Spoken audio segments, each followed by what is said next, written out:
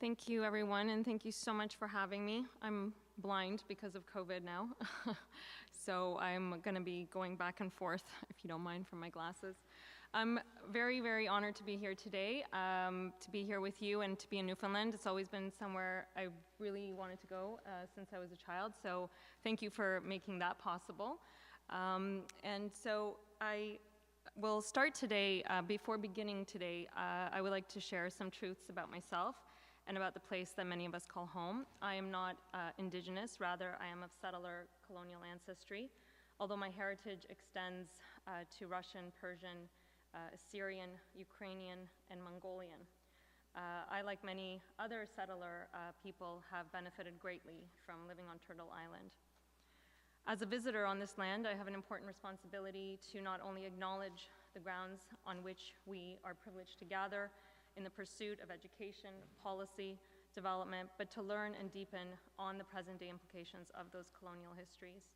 I respectfully acknowledge the territory in which we gather as the ancestral homelands of the Beothuk, I hope I'm saying that correctly, probably not, and the island of Newfoundland as the ancestral homelands of the Mi'kmaq and Beothuk.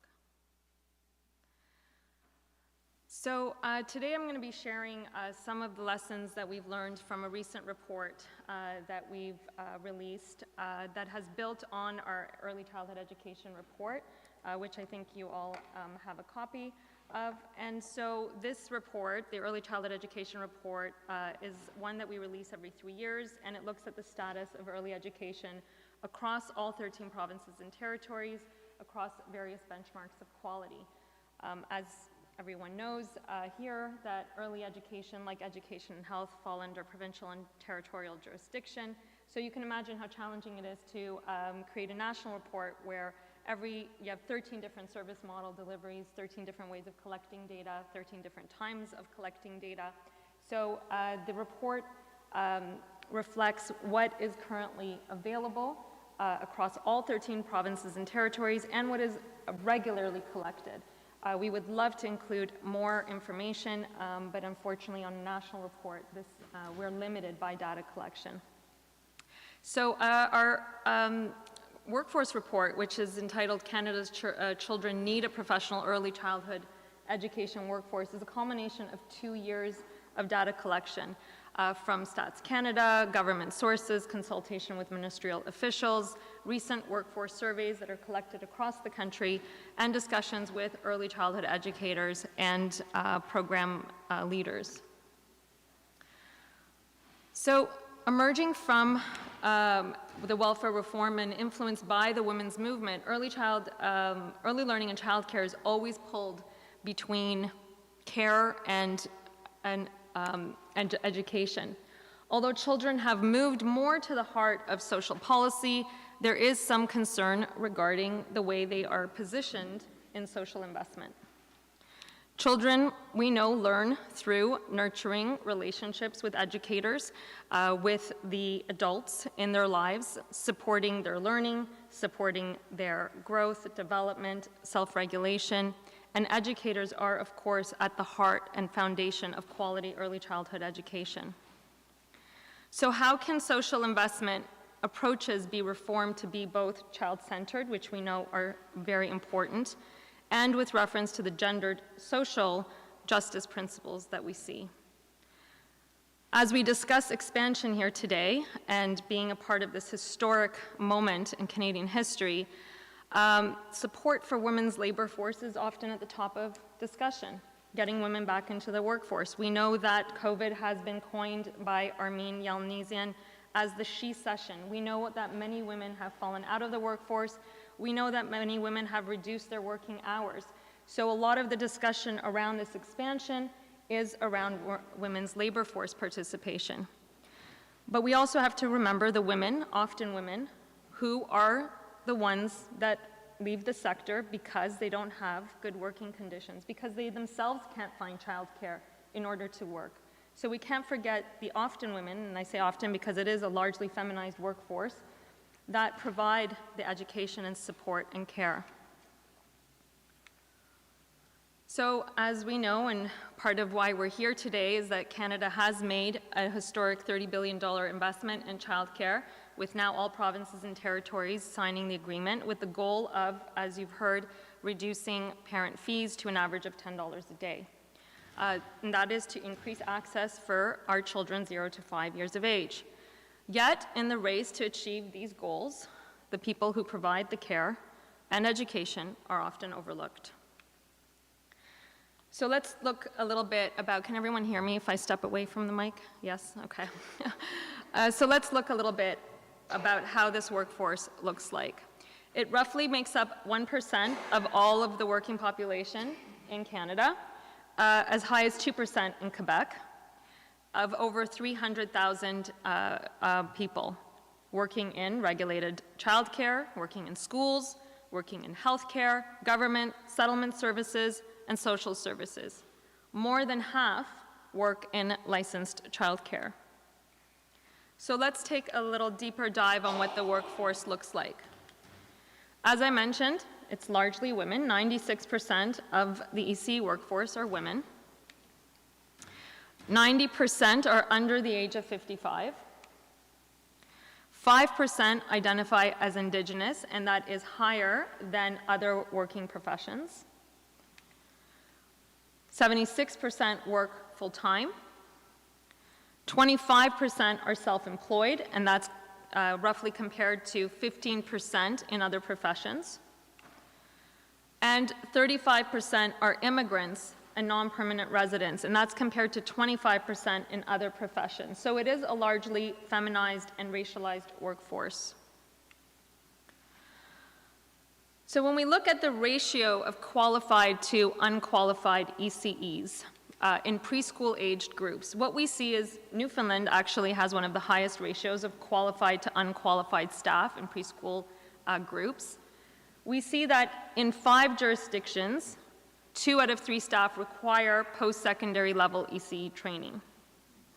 In 9 jurisdictions, all staff requiring working with children have to have some basic pre-service training. In no jurisdiction in Canada do all people working with children in licensed childcare have to have training.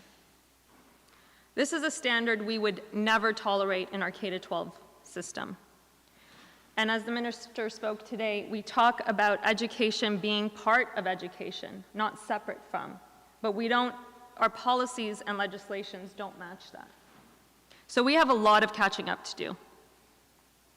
So just to let you look at what you're looking at, the more saturated heads are qualified, and in each jurisdiction, qualification means something different, okay? And in one jurisdiction, it might be 2 years of a diploma, in another jurisdiction, it might be 1 year. So every jurisdiction has a different definition of what qualification would be, but as a generality, the more saturated heads are considered qualified. And you can see more in our report on the details of the different levels of qualification required across the 13 jurisdictions.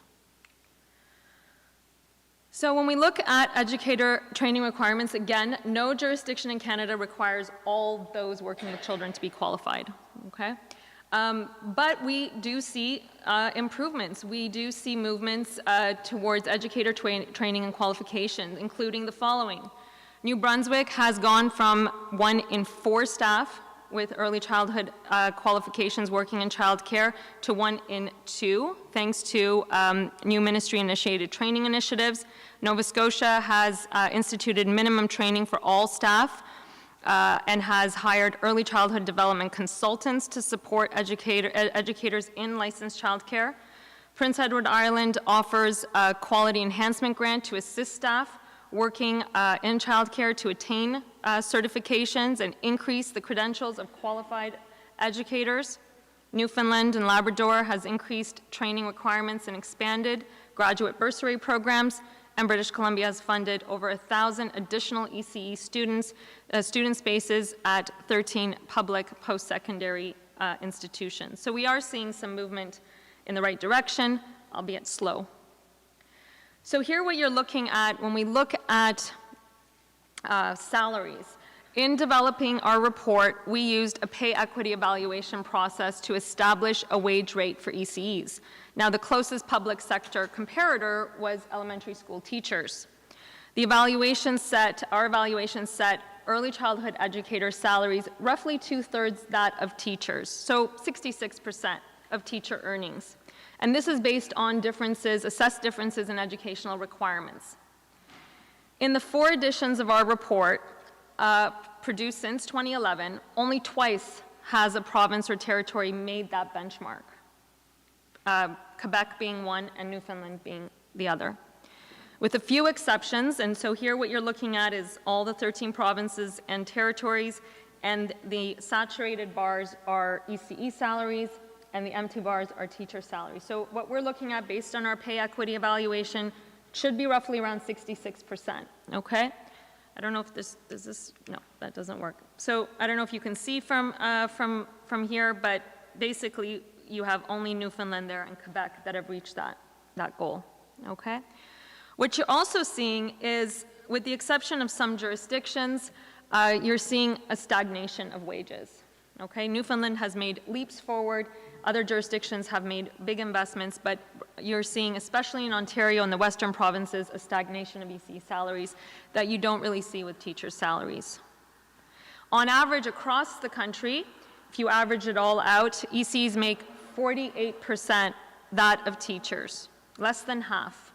Okay, this gap is far bigger than can be explained by educational attainment differences.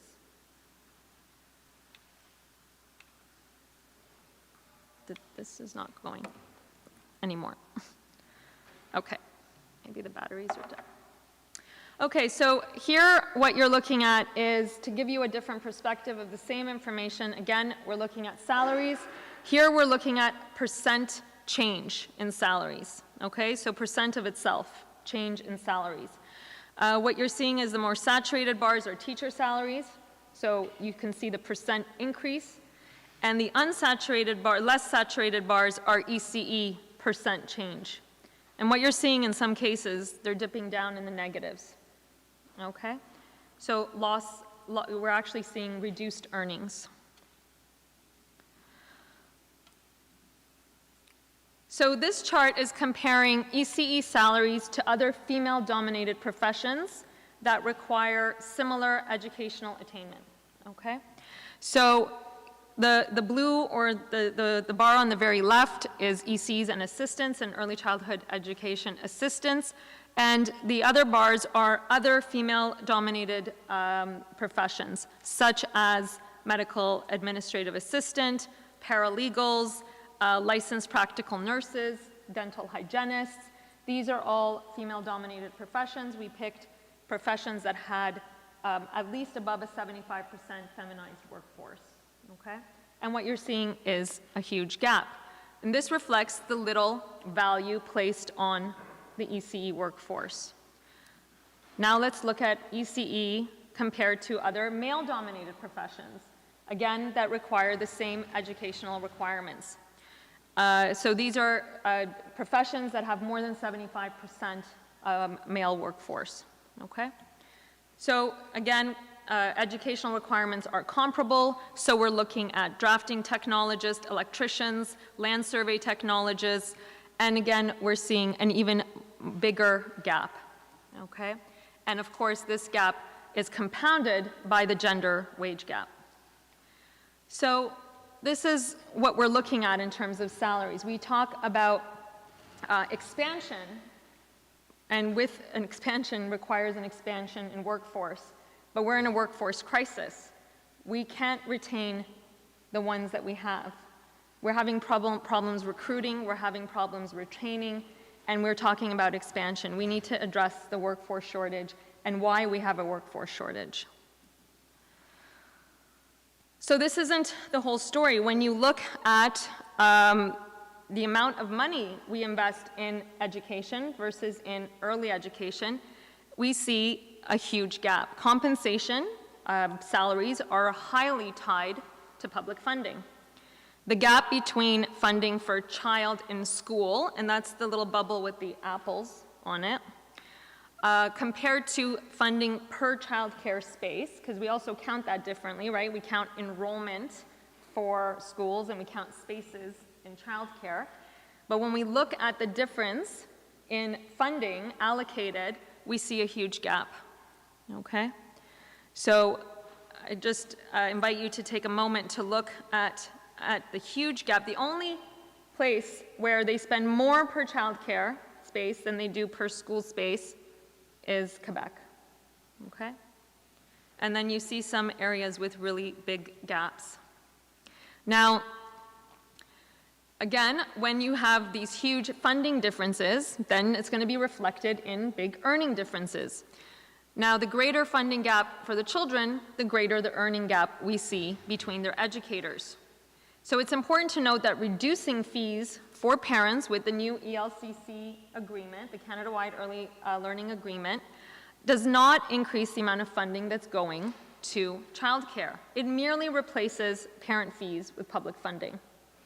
So unless governments take specific, targeted steps to address educator compensation, benefits, we will remain the same. Nothing will change. Not to be all doom and gloom, because sometimes I feel like that's what I do. We have seen some regions make really great, notable contributions.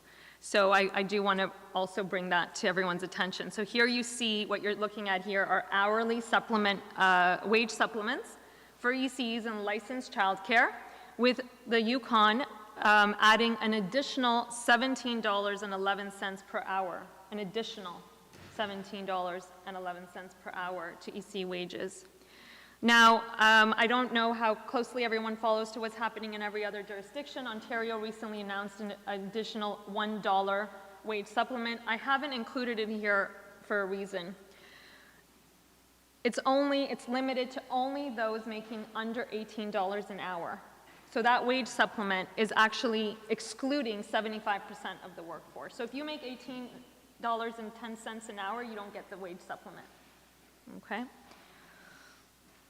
So here you can take a look at some of the provinces that are making some great wage enhancements.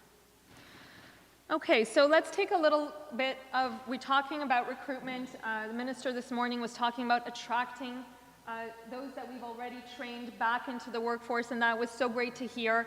And I'll talk a little bit about that in a moment.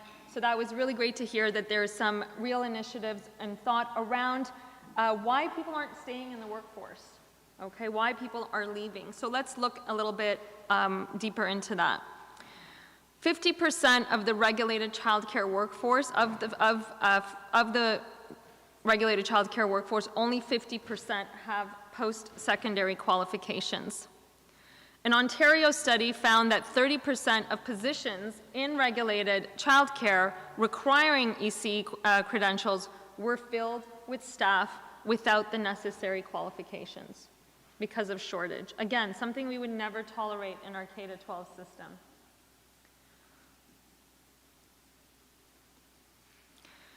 Of childcare operators that were surveyed, 62% had to recruit staff in the last 2 years, which means that people left, they had to recruit. 82% of those operators had difficulty hiring with the necessary staff with the necessary qualifications. 6% reported unfilled staff vacancies that lasted over 6 months. So let's take a look at compensation. Of the regulated childcare workforce, 33% receive no health benefits. 41% receive no paid personal leave. Only 17.7% have access to RRSPs or pensions through their workplace. And the median hourly wage for an ECE in Canada in 2021 is $20 an hour. This is for an educated, often regulated workforce. So I'm going to show you a little now voices from the sector. So these are surveys that were done by various provinces. We collected and aggregated the data. And so this is what ECEs are telling us. That they work 1.75 hours on average of unpaid overtime a week. 29% of employers offer paid time to communicate with parents. And as many people in this room know, communicating with parents is a big part of the job. It contributes to quality, to building children's interests, supporting children. And so this is a big part of the job, of which 29% only offer paid time for that. 22% of staff in licensed childcare feel that only 22% feel that their pay is fair. On average, ECs spend 2 hours per week preparing work-related material at home. Again, not paid. 50% of employers offer regulated paid preparation time. Again, preparation is a big part of the job. And 67% of staff in licensed childcare feel that their salaries do not adequately reflect the work that they do. So when we asked educators that left the sector, why did you leave the sector? What are the reasons that you left? Almost 20% said because there was no opportunity for promotion, no opportunity for professional growth. 34% said that the quality and the culture of the center was the reason why they left. They weren't being supported in the way that they needed to do their jobs. 32% left because of poor management. So leadership is an issue. And 24% couldn't themselves reconcile their own childcare needs. I mean, isn't that the paradox? The people that are caring and educating and supporting your children can't do their jobs because there's no childcare available for them. But let's look at the public advantage. Again, don't want to be all doom and gloom. We see great best practices across the country. This is an evaluation that we did for the City of Toronto just a couple of years ago. They operate almost 50 childcare centers, okay, in the City of Toronto, and they have a very unique model. They operate centers in childcare deserts where many centers, both profit and nonprofit, aren't attracted to because they can't remain viable, often in marginalized and low-income areas. And they work with the shelters, they work with Indigenous communities, they work with emergency response. So when COVID happened, Toronto childcare centers were the first to respond for childcare for children of essential workers. So they do a lot of community outreach as well. So here what you're looking at is spending, okay, in childcare centers by category and by auspice type. So what you're seeing is public on the top left, and then nonprofit in the middle, profit, and then on the bottom you're looking at unionized, multi-site organizations and multi-service organizations. In yellow, what you're seeing are how much all of these different auspice types spend on salaries and benefits. Okay, the blue shows supplies, that they spend on supplies, and the red shows administrative costs. Okay, so what you're seeing here is there is substantially more money allocated to salaries in public operated centers, even if you look at the multi-site and multi-service organizations who enjoy the economy of scale, we don't see these increased salaries and benefits. So we do see that salaries are much higher in publicly operated centers than in all other auspice types. Here you can see a better view of it. The top is what you're looking at. The top row is public, okay, and the blue are the salaries of ECEs, early childhood assistants, and the yellow is the salaries of early childhood educators, and what you're seeing is almost double the salaries. And the question is, do they have the same recruitment and retention challenges? The answer is no, they don't.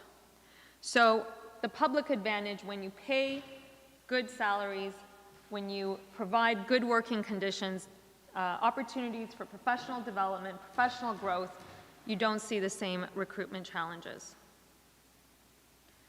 And we know that unionization makes a difference to educator earnings, to their working conditions, but outside of the public sector, which is the first yellow ball, rates of unionization are very, very low.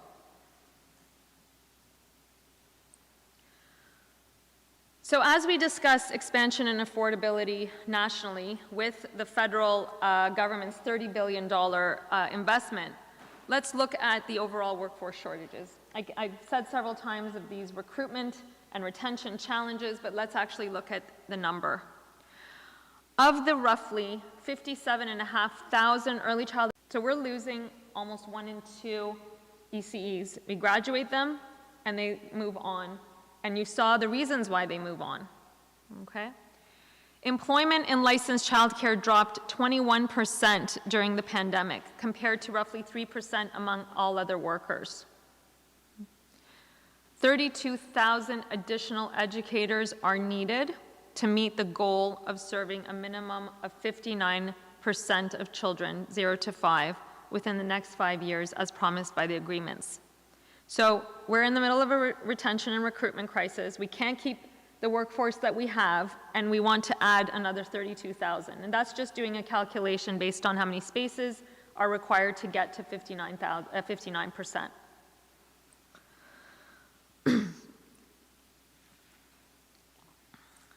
So what we do know is that when educators are offered decent working conditions, they do come and they do stay, like we see in publicly operated managed centers. And as the minister said today, great initiatives coming out of Newfoundland on keeping the educators that you've trained. I've heard a lot in the dialogue around the country about increasing college enrollment, okay? We're doing it in Ontario, we're actually doing it in our college.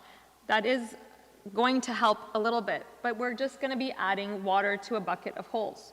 Unless we plug up the holes in the bucket or get a new bucket, we're just gonna keep losing ECEs. So we have the supply. We are just not providing decent enough working conditions to retain those educators.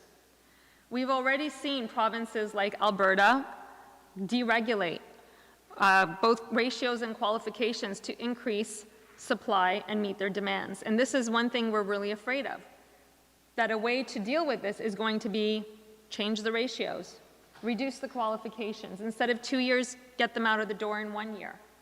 Instead of 2 ECEs out of 3 adults in the room, let's make it 1 out of 3. These are things that we're afraid of that's going to happen if we don't address these working conditions as we expand. But good news stories like Nova Scotia, who have rolled out their universal pre-primary school-based programs, 1/3 of their new recruits to fill these new jobs are from ECEs who left the field and have returned because of decent pay and working conditions within the public sector. So improved wage grids are part of the solution in some of the agreements, but definitely not all. So we need a very targeted and deliberate approach. So what can be done? What does the evidence show? What can be done to improve the condition? What can be done to increase public investment? Where should we begin? So I'm going to put it into some major buckets, one being compensation and benefits. Again, most jurisdictions have addressed gendered wage differentials through a pay equity process. So setting wages in regulated childcare to mirror those of comparable positions in the public sector would validate the work and bring immediate increase in earnings.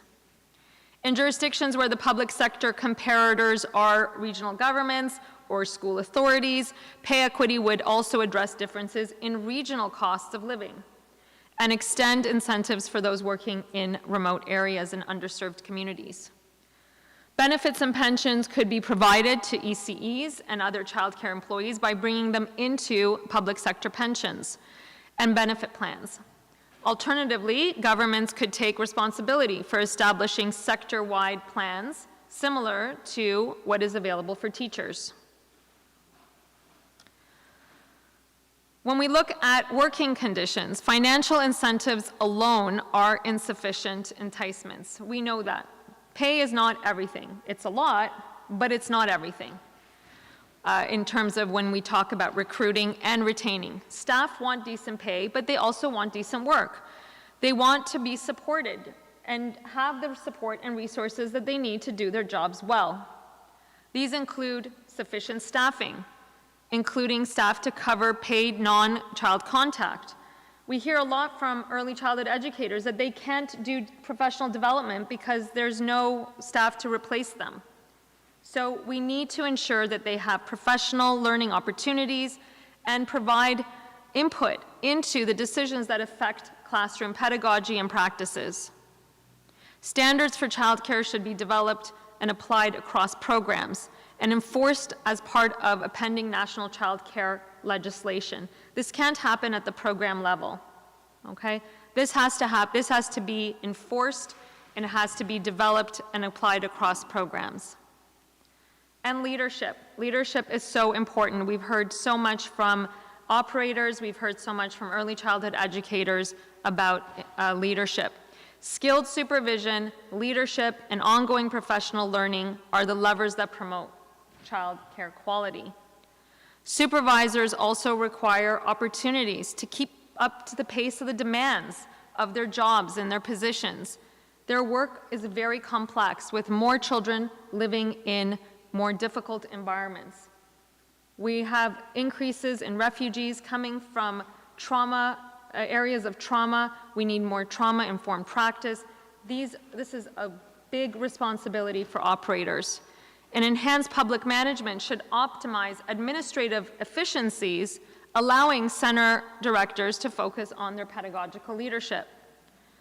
Decolonization practices and approaches and support and building relationships with Indigenous leaders and Indigenous-led organizations in their work. And anti-racism and intersectional approaches are critical.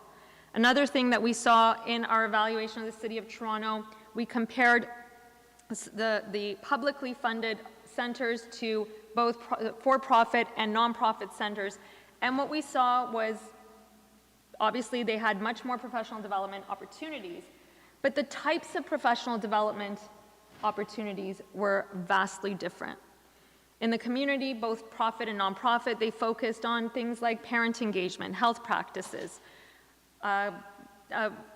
curriculum development, observations. And in the public centers, they focused on more broader community issues, on Indigenous ways of knowing and being, on anti-Black racism, on trauma-informed practice. So even the types of professional development that we see are quite different in publicly funded centers than they are in the community. And when we look at career advancement, minimum requirements should be established that reflect foundational knowledge, credentialing essentially for all educator staff. Again, we would never tolerate untrained staff in our K-12 systems. Why are we tolerating it for our most vulnerable? And we know that research tells us that 0 to 5 are foundational years. So we need to listen to the research. A bachelor's degree with early childhood education specialty with certification for leaders, lead teachers, and center directors should be required. Center directors have challenging jobs, from HR management to financial literacy to pedagogical excellence, family support, community outreach. They have a really difficult job, and they need to be trained to support them and for them to be able to have that knowledge and the resources to do their jobs.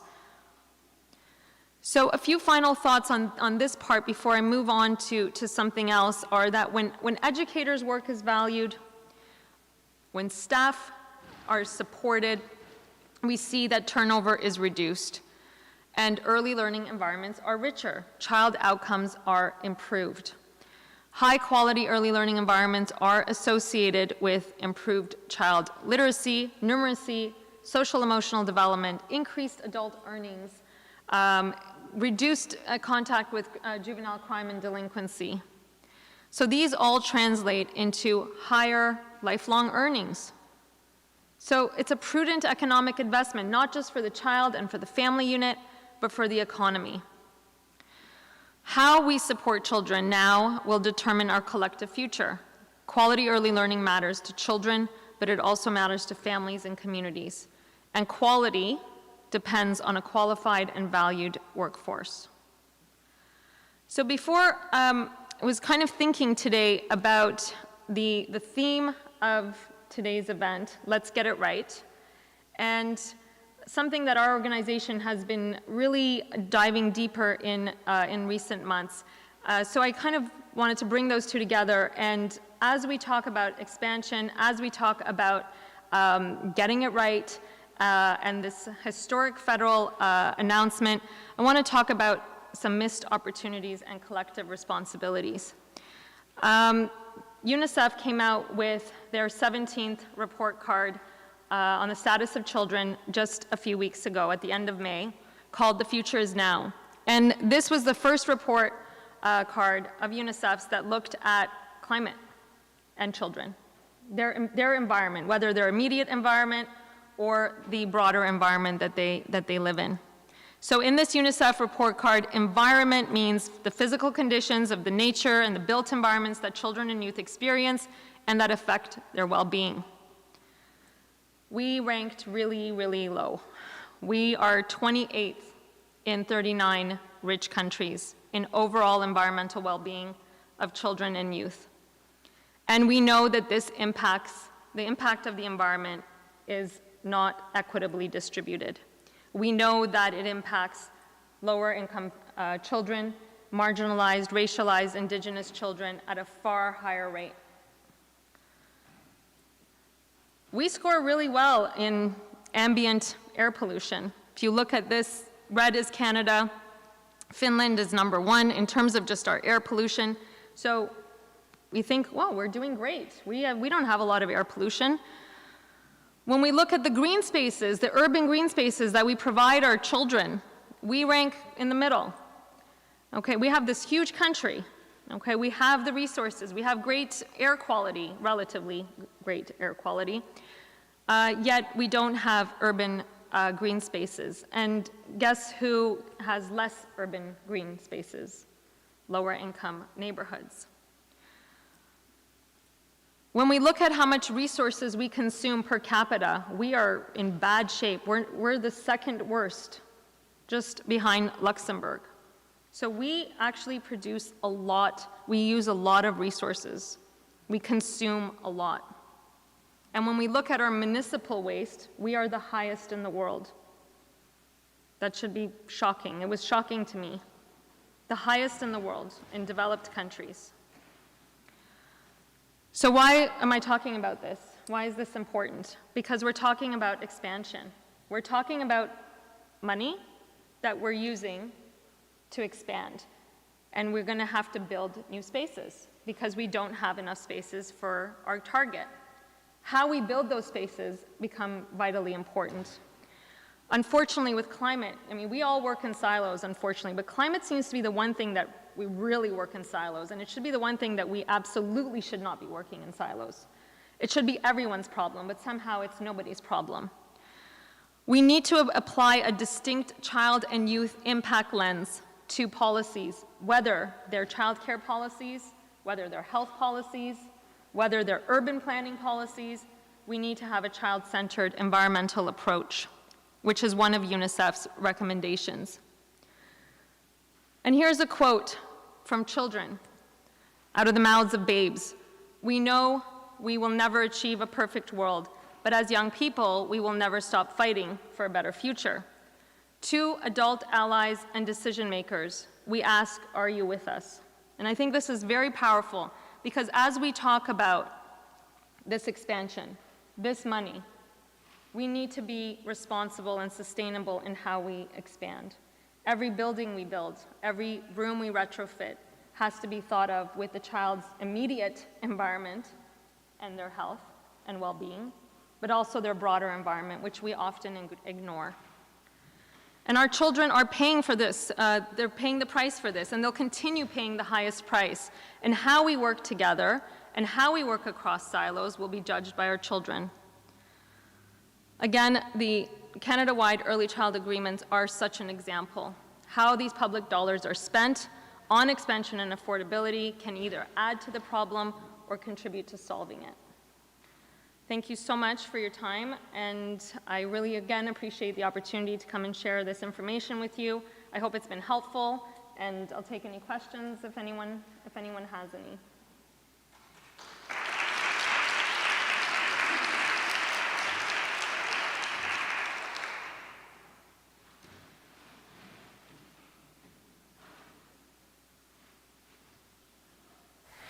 We have a microphone if someone would like to use that to speak, if you want to raise your hand. You mentioned that with the early childhood education report, the national one, that's done every few years, is limited by data collection. Can you expand on that at all? Like I find a lot of these data out here, like a disinterest, is it that there is more people interested in data collection? What is that? It's really all of the above. What we see is that data collection, we do see obviously data collection, great data collection often, but not the same way in all 13 provinces and territories. So that's a limiting factor. Not that data is not collected, but the same data is not collected, not at the same time, and not in the same way. So that makes it difficult to do a national report. We could do regional reports, which we do. So if you go on the website, each province and territory has a very detailed profile. So up to 20 pages each province and territory, which dives deep into that province's work that we can't capture on a national comparison. So this one is the national comparison. So we do capture that information, but just not in a national way. So that's one problem. The second problem is that the federal presence. We did have surveys that Statistics Canada did collect that gave us information on childcare, but changes of government, scrap surveys, change mandates, and so we don't see that consistency. So political will is super important, and these types of things often happen at the federal level. It would require, a concerted effort by all 13 provinces and territories to sit down and say, okay, these are what we need to collect in this way. So that's often less likely. So with federal presence, federal data, Statistics Canada becomes vitally important, and that requires funding and political will.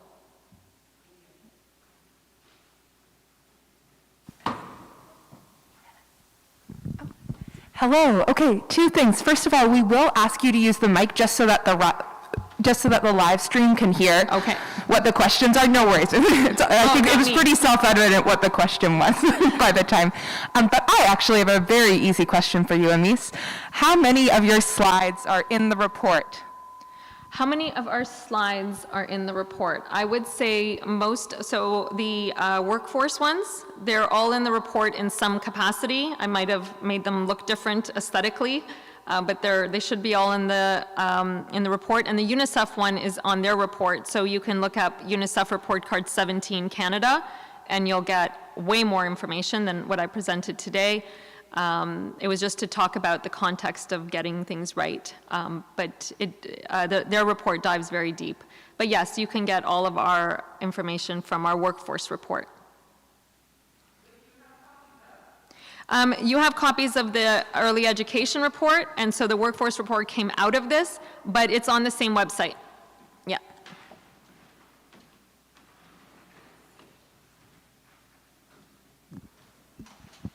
In this province specifically, I've heard reports that K-12 school systems, high school systems, and guidance counselors are playing a role in sometimes the failed pipeline for ECEs, that often they are referring students not based on aptitude or interest in early learning, but often it's framed as one of the only choices for women who may not be traditionally academic strong in high school.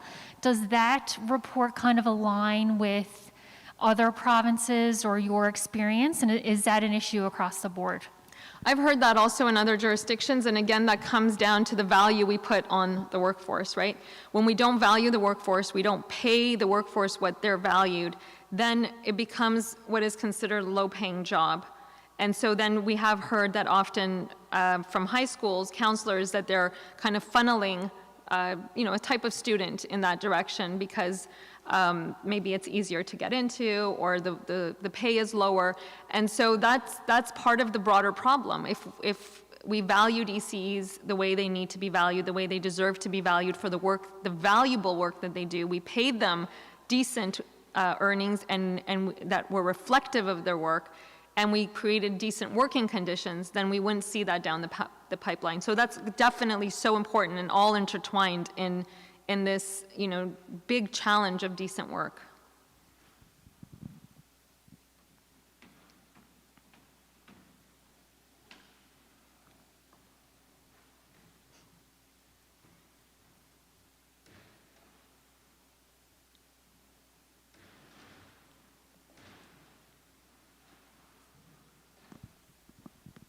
Hi. I'm interested in the public delivery of childcare that you were talking about. I think it was 60 centers that you named and then showed how well remunerated the staff were in the public centers. That level of public investment, is that at the municipal level, at the provincial level? Because the feds don't pay for public. No, so in where this did case, that money come from? In this case, these are happen? municipally operated, so this is within the City of Toronto, and they are unique in Ontario in that. So these are municipally operated and funded centers, and they do work with other public entities. They work with the Office of Visitation. So if children are removed from their families and during the process of reintroduction, they use these Toronto centers for that reintroduction. They use it for emergency response. If there's a fire or flood in a community and they lose their childcare center, they use the City of Toronto Center. So this is very much municipal, and they're really integrated into the community in a way that other community centers aren't. We're always talking about averages, right? I always very careful when I say that. I don't want to say that, every public center is better than every private or nonprofit. No, we're talking about averages, but on average, the City of Toronto centers are higher quality. On average, they do much more community outreach. They definitely pay their staff much higher. That's not just an average difference. That's a very marked difference, and provide very rich opportunities for professional development. So yes, it's a municipal level. So is it only the municipality of Toronto that invests in public? No, there are others. I'm using Toronto because this is an evaluation we did. So there are other provinces that have publicly operated. One that comes to mind is British Columbia has Strong Start. It is a very, provincially widespread. It's a kind of a center where it's operated by ECEs. Parents come with their children or with their caregivers. It is used as transition into school. There are other examples, early year centers across Canada. We did this evaluation, so I had a lot of detailed information, but there are definitely other examples across the country. Because it is a small number of centers compared to the number of centers in Ontario. 3% of Toronto 3%, centers yeah. are Toronto, yeah. Okay. Very low, absolutely. Right. Thanks very much.